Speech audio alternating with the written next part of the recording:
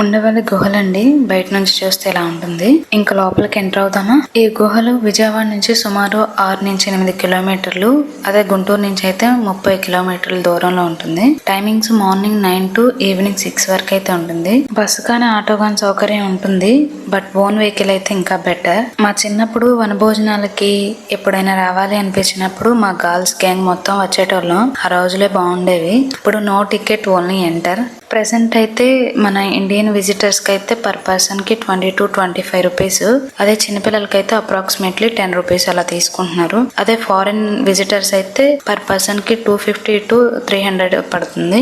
ఈ గుహలు ప్రాచీన భారతీయ శిల్పకళా నైపుణ్యానికి నిదర్శనం. ఈ గుహలు ఒకే కొండ పైన నిర్మించిన 4 అంతస్తుల అద్భుత కట్టడం. ఇవి మొదట జైన నివాసాలుగా ఉండి తర్వాత బౌద్ధ రామాలుగా, చివరికి హిందూ దేవాలయాలుగా మారాయి. విష్ణువు, నరసింహస్వామి, త్రిమూర్తులు, దత్తాత్రేయుడు, విఘ్నేశ్వరుడు వంటి అనేక విగ్రహాలు గోడలపై చెక్కబడి ఉన్నాయి. ఇది 2వ అంతస్తు. ఈ 2వ అంతస్తులో భారీ గ్రానైట్ రాతితో చెక్కిన 20 అడుగుల ఏకాశిల అనంత పద్మనాభ స్వామి శేషాతల్పంపై పడుకున్న రూపం నిజంగా అద్భుతంగా ఉంటుంది. నిజంగా ఇలాంటివి దగ్గర నుంచి చూసినప్పుడు గూస్ బంప్స్ వస్తాయి.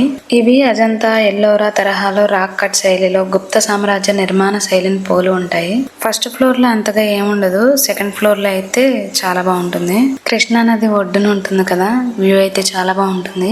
ఎటువైపు చూసినా పచ్చని పొలాలు, చెట్లు ఇవే ఎక్కువగా కనిపిస్తాయి. చుట్టూ కూడా కొండలు, పచ్చని చెట్లతో మంచి ఆహ్లాదకరంగా ఉంటుంది పర్యాటకులకు కూడా. ఈ గుహ లోపల నుంచి మన మంగళగిరి పానకాల నరసింహస్వామి గుడికి కూడా ఒక రహస్య స్వరంగం ఉందని అయితే చెప్తారు మన పెద్దవాళ్ళు. ఈ గుహలు దక్షిణ భారతదేశంలో ఉన్న అత్యంత పురాతనమైనదిగా, అలాగే చారిత్రాత్మకమైన రాతి కట్టడాల ఒకటిగా నిలిచిపోయాయి.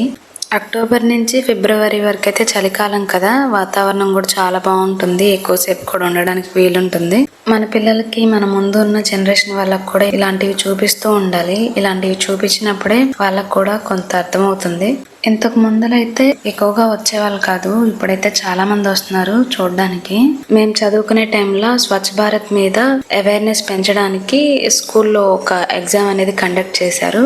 ఆ కండక్ట్ చేసినప్పుడు ఏంటంటే అందులో ఎవరైనా ఫస్ట్, సెకండ్, థర్డ్ అలా ప్రైజెస్ ఇవ్వడానికి ఇక్కడికే తీసుకొచ్చి ఇచ్చారు. అందులో ఫస్ట్ ప్రైజ్ నాకు వచ్చింది. నాకు అలా గుర్తుంది బాగా.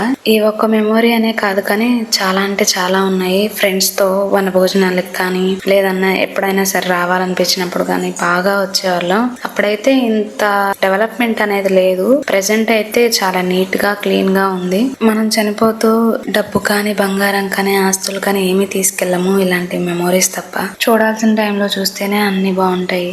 అంతా అయిపోయినాక చూస్తే ఏమీ ఉండదు. మరి మీరేమంటారు?